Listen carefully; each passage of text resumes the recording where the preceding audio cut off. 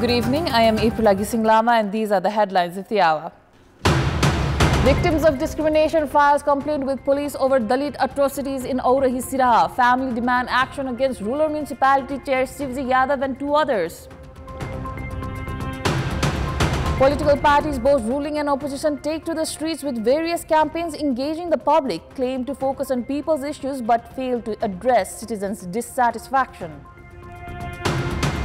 Israel strikes Lebanon after first rocket attacks in ceasefire. Lebanon's Prime Minister asks military to take steps to prevent the country from being dragged into a new war.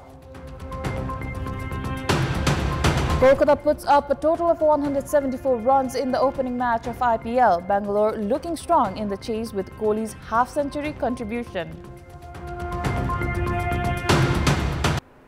Welcome back. In Aurahi Siraha, the victim's family has filed a police complaint regarding atrocities against Dalits during a Mahayagya ceremony. Accompanied by a Dalit leader, they reached the Siraha District Police Office this evening to formally register the complaint. Deepak Malik, a Dalit victim from Aurahi Rural Municipality 5, has filed a complaint naming Rural Municipality Chair Shivji Yadav, former Ward Chair Dilip Yadav and Bajrangi Baba as defendants. The complaint, supported by a former National Dalit Commission member, demands legal action against those responsible and compensation for the victim due to caste-based untouchability, house vandalism and displacement. Siraha Police Chief Ramesh Pandit confirmed the complaint and stated that legal action is underway. Caste untouchability is punishable by 3 months to 3 years in prison and a fine of 50,000 to 200,000 Nepali rupees. On February 22, Rural Municipality Chair Shivji Yadav, former Ward Chair Dilip Yadav and Bajrangi Baba demolished Deepak Malik's house at the Mahayagya site. Police arrested Yadav and Dilip on Friday evening, but Bajrangi Baba remains at large.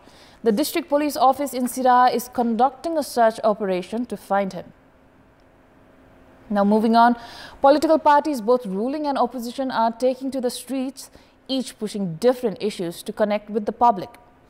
The main opposition CPN Maoist Centre is questioning the government actions and focusing on the postal highway, while the Socialist Front is advocating for the Federal Democratic Republic. The ruling Nepali Congress is engaging with the public ahead of next year's party convention, and CPN-UML is participating in awareness campaigns. While these movements are presented as people-centered, they have yet to effectively address citizens' concerns and grievances.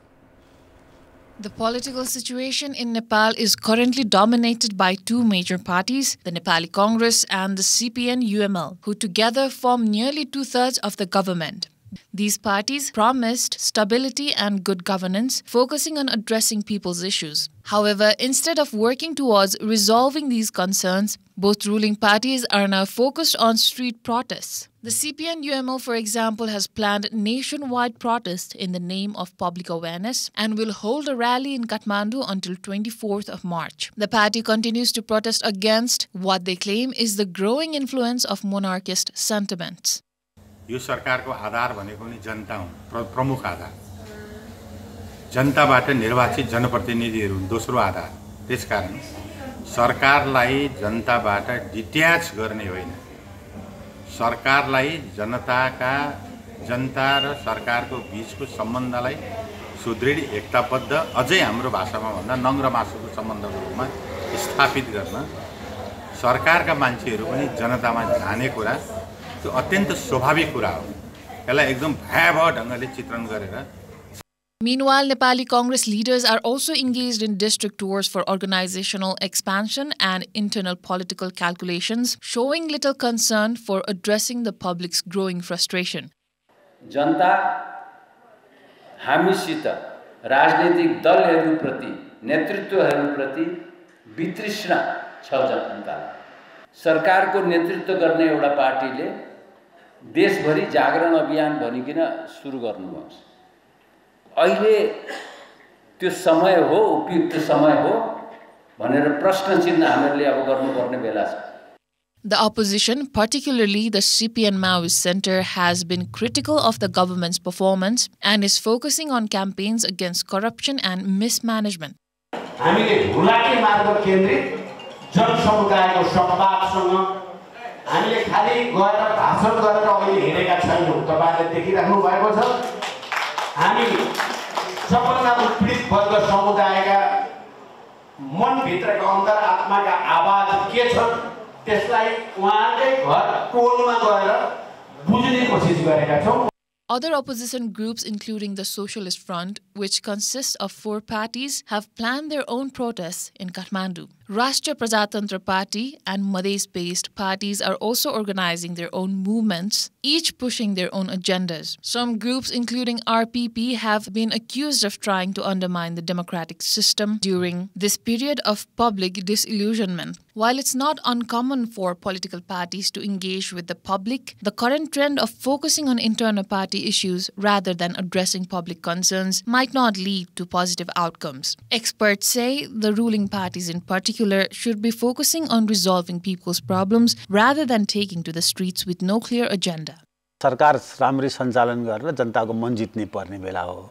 प्रतिपक्ष स्वाभाविक रूपमा भोलिको सत्तापक्ष हुनको लागि सडकमा जानको लागि सधैँभरि त खुला छ। अब त्यसले के बुझिन्छ भने सबै सडकमा जान खोजेको कुरामा चाहिँ के देखिन्छ भने सबै चाहिँ जनता असन्तुष्ट छन्, आक्रोशित छन्, निराश छन् भन्ने कुराको स्वीकारोक्ति चाहिँ सबैलाई रहिछ। तब नै सबै सडकमा जानेछन् हैन। It is time for our segment Public Pulse, where you text us with your opinion.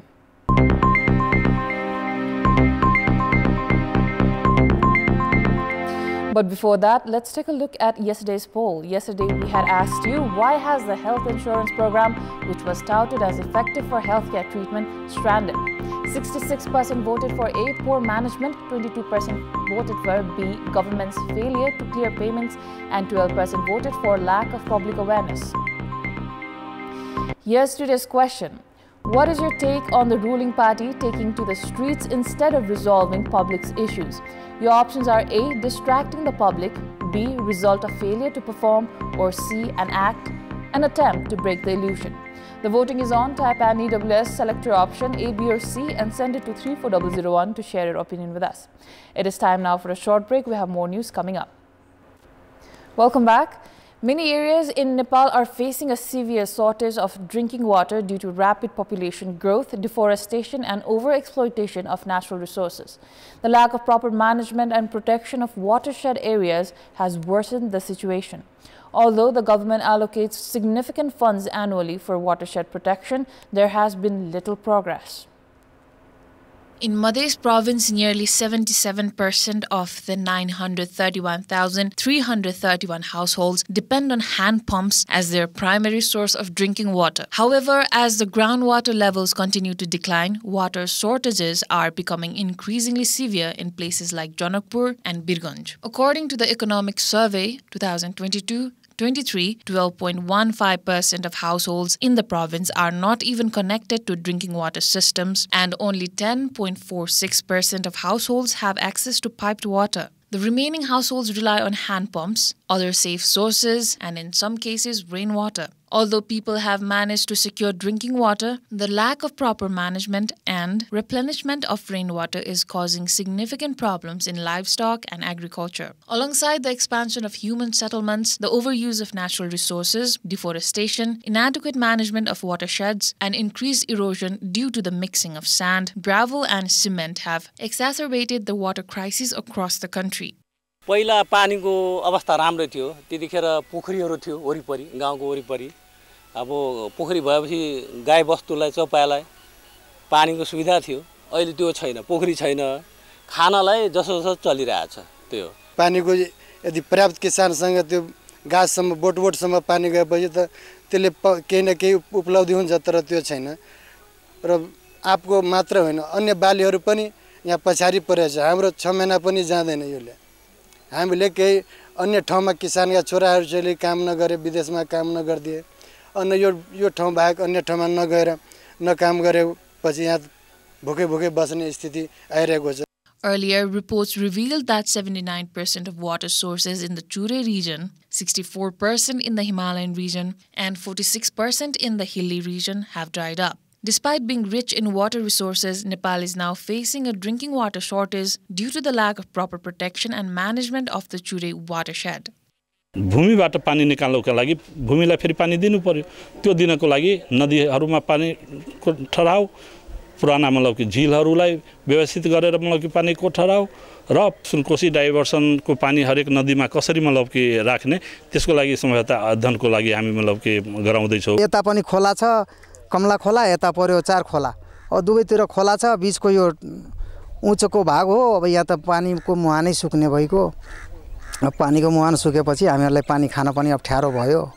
कहाँबाट के गर्ने हो? Although all 3 levels of government have made efforts, tangible results have yet to be seen. With concerns over worsening water issues in the future, the people of Madhes have even conducted long marches to Kathmandu, where they staged a sit-in at Maitihar demanding better access to water. In our Public Voice segment, we have asked in several provinces, how can communities play a more effective role in protecting water resources? Let's take a look at what they had to say.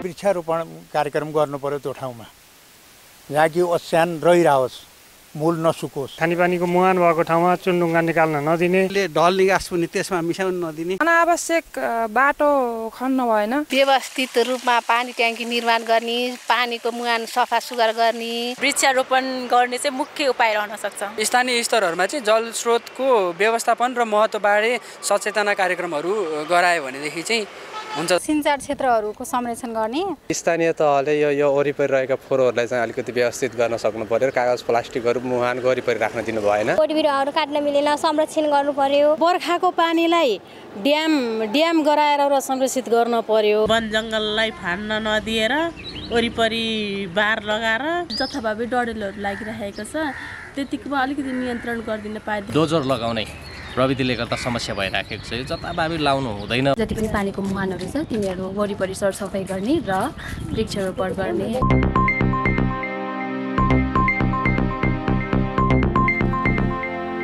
It is time for international update.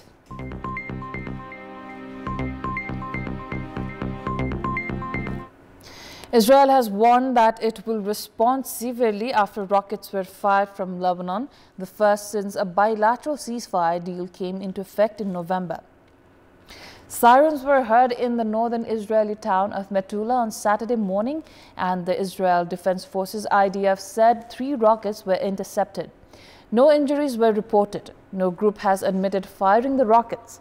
Lebanon's Prime Minister asked the military to take steps to prevent the country being dragged into a new war.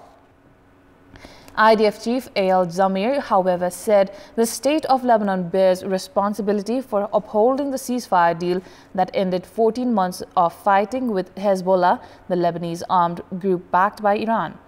Local reports in Lebanon said artillery fire had been fired into some southern locations of the country. Israel has not confirmed yet. Israel has carried out nearly daily airstrikes on what it describes as Hezbollah targets and has indicated that attacks will continue to prevent the group from rearming. In addition to that, the Israeli military is still occupying 5 locations in southern Lebanon in what the Lebanese government says is a violation of the country's sovereignty and a breach of the ceasefire deal, which required the withdrawal of Israeli troops. Saturday's rocket attack into Israel will put even more pressure on the Lebanese government and probably be used as proof by Israel that the Lebanese army does not have full control of border areas. Moving on, Bagmati province triumphed over Koshi province by a massive 131 runs in the 34th match of the Men's Prime Minister Cup. Batting first, Bagmati posted a formidable total of 240 and Koshi in the chase were bundled out for just 109 runs. Bagmati's innings saw a solid contribution from Subh Kansakar and Bipin Acharya, while the quick-fire knock of 17 runs from Surya Tamang added some late fireworks. Despite some resistance, Kosi province's chase never gained momentum. The highlight of the match was Tamang's all-round performance, where he scored 17 off 8 balls and then claimed an outstanding 5 wickets for 27 runs. His stellar bowling effort dismantled the top order, including key decimals of Chirag Shah and Assis Bhattarai. Surya Tamang's brilliant bowling along with the support of Reezan Dhakal and Gazurel left Kosi province reeling at 109 all out in 25.3 overs. Surya Tamang was named player of the match for his remarkable performance. That is all for the moment. Thank you for watching. Good night.